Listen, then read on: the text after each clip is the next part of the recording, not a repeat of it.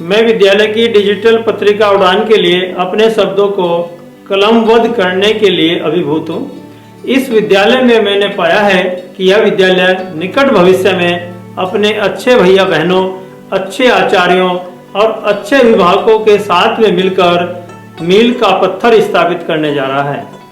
उत्कृष्टता एक कला है जिसे प्रशिक्षण और अभ्यास द्वारा जीता जाता है। उत्कृष्टता कोई कार्य नहीं बल्कि एक आदत है। प्रिय भैया बहनों, उत्कृष्टता किसी भी क्षेत्र में सफलता प्राप्त करने का एक मात्र तरीका है। छात्र जीवन में अपने आप को उन आदतों के लिए तैयार करने का उचित समय है जो उत्कृष्टता के मार्ग की ओर ले जाएंगी। स्वस्थ रहें, स्वस्थ सोचें और सही समय में सही कार्य करें। भावराव देवरस सरस्वती विद्या मंदिर का उद्देश्य एक अच्छे पेशेवर बनाने के बजाय एक अच्छा नागरिक बनाना है।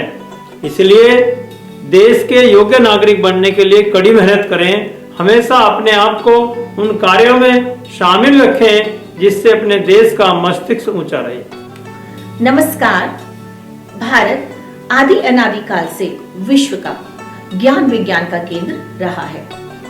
भारत के इन्हीं मूल्यों को ध्यान में रखते हुए हमारा विद्यालय भैया बहनों को तकनीकी विकास और भविष्य में आने वाली चुनौतियों का सामना कैसे करें इसके लिए तैयार करता है।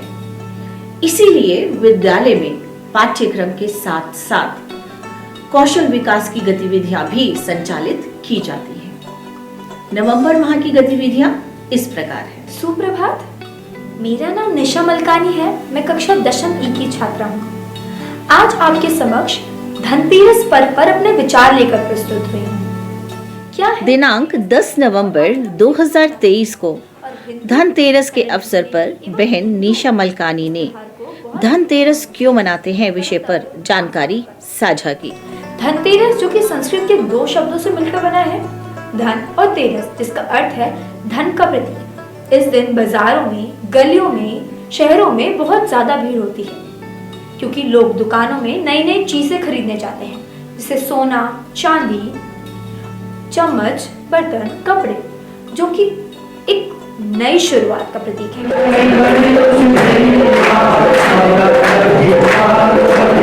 दिनांक 10 नवंबर को ही विद्यालय में दीपोत्सव का कार्यक्रम मनाया गया। इस कार्यक्रम में विद्यालय प्रबंध समिति से व्यवस्थापक महोदय श्रीमान रजनीश जी, जे.के. चुग जी, श्रीमान मयंक जी के साथ साथ विद्यालय के प्रधानाचार्य श्रीमान सोमगिरी जी उपस्थित रहे।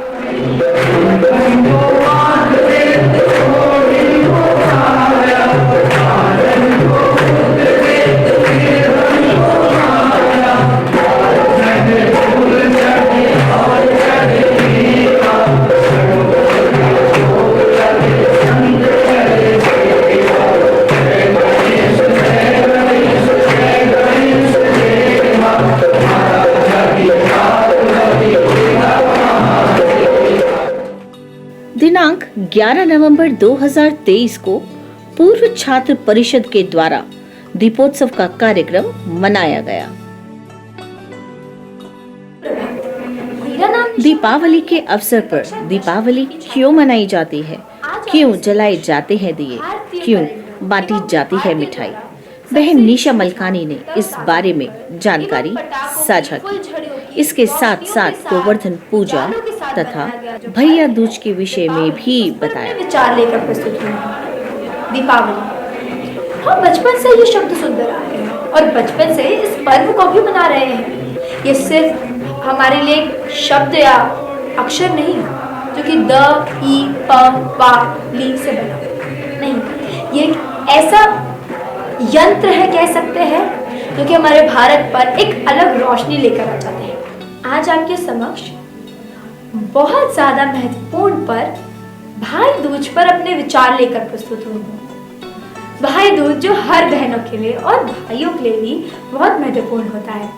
यह पर्व भाई बहनों की पवित्रता का, उनके प्यार का, उनके प्रेम भाव रिश्ते का एक स्रोत है।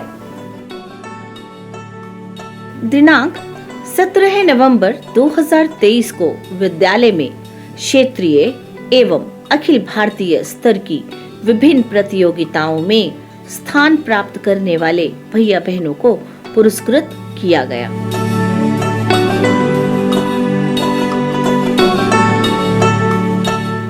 नवंबर 2023 भाऊराव देवरस जयंती के अवसर पर बाला साहेब देवरस जी की जयंती मनाई गई। इस अवसर पर विद्यालय प्रबंध समिति के सदस्यों के द्वारा भाऊराव जी की प्रतिमा पर माल्यार्पण एवं पुष्पार्चन करके उन्हें श्रद्धा सुमन अर्पित किए गए और भैया किशन दुबे के द्वारा उनके जीवन व्रत पर प्रकाश डाला गया। मैं किशन दुबे कक्षा 9वीं सा का छात्र हूँ और आज आप सभी के समक्ष भाऊराव देवरस जयंती के इस पावन पर्व पर अपने विचार लेकर प्रस्तुत हुआ हूँ।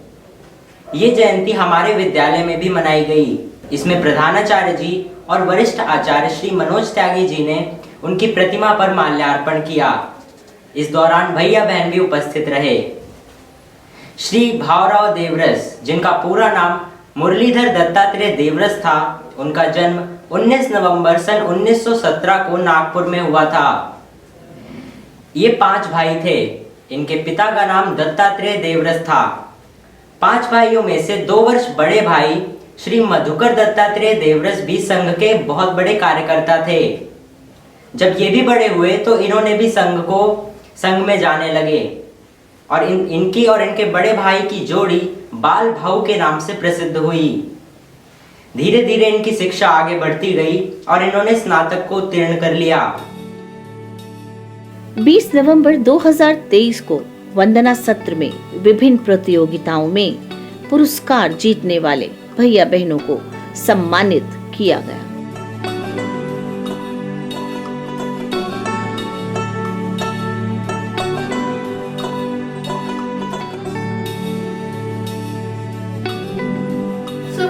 मैं गौरी मिश्रा। 30 नवंबर 2023 को भारत के महान वैज्ञानिक प्रोफेसर जगदीश चंद्र बोस का विद्यालय में जन्म दिवस मनाया गया।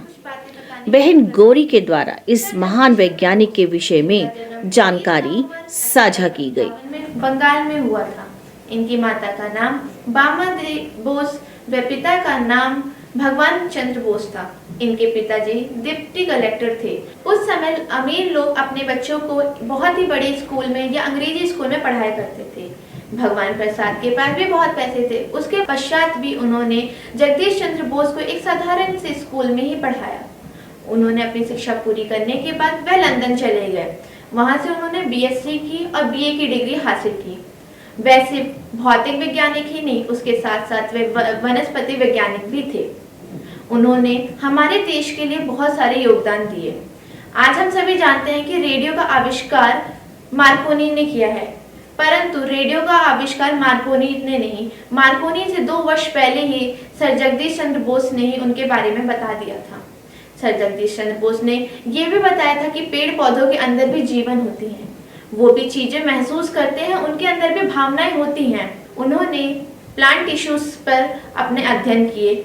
उससे प्लांट टिश्यू में तापमान और बदलते मौसम की वजह से होने वाले परिवर्तन के बारे में उन्होंने अध्ययन किया। उन्होंने ये भी बताया कि पेड़ पौधों में उत्तेजना का संचार केमिकल माध्यम से ना होकर इलेक्ट्रिकल माध्यम से होता है। इसी सब के उपरांत इतने सारे संशोधन करने के बाद वो इस निष्कर्ष पर पहुंचे और कहा पेड़ पौधों के अंदर भी भावनाएं होती हैं, वह भी चीजें महसूस करते हैं, उन्हें भी सुख और दुख का अनुभव होता है। इन्होंने ऐसे कई सारे शोध किए जिससे आज हमारी जिंदगी बहुत ही ज्यादा आसान हो गई है। इन्होंने माइक्रोवेव का आविष्कार किया जिससे आज माइक्रोवेव ओवन बना। इन्होंने रेडियो तरंगों के बारे में भी हमें बताया जिससे आज radio, television, remote sensation, internet जिसका हम सबसे ज्यादा प्रयोग करते हैं, ये सब हमारे जगदीश चंद्र बोस की वजह से ही मिला है। परंतु हम उनके बस एक ही आविष्कार को जानते हैं, वो ऐसे पेड़ पौधों के अंदर उन्होंने जीवन की खोज की बस। परंतु उन्होंने ऐसे कई सारे आविष्कार किए जो जिनके बारे में हम नहीं जानते हैं। उन्होंने उस समय इन सभी चीजों का आविष्कार किया था या इन सभी चीजों का अध्ययन किया था जिस समय हमारे देश में संशोधन ना के बराबर होता था। क्या आप सोच सकते हैं उस समय उन्होंने कैसे किया होगा? परंतु हमारे देश की उन्नति के लिए, हमारे देश की प्रगति के लिए इन्होंने ये सारे योगदान दिए और इसी योगदान के लिए उन्हें कई सारे पुरस्कार भी मिले। इन्हें रेडियो तरंगों का जनक भी कहा गया। 23 नवंबर 1937 में हमारे देश के इतने महान विज्ञानी सर जगदीश चंद्र बोस का देहांत हो गया। धन्यवाद। इस अंक में इतना ही, फिर आपसे होगी मुलाकात। नमस्कार।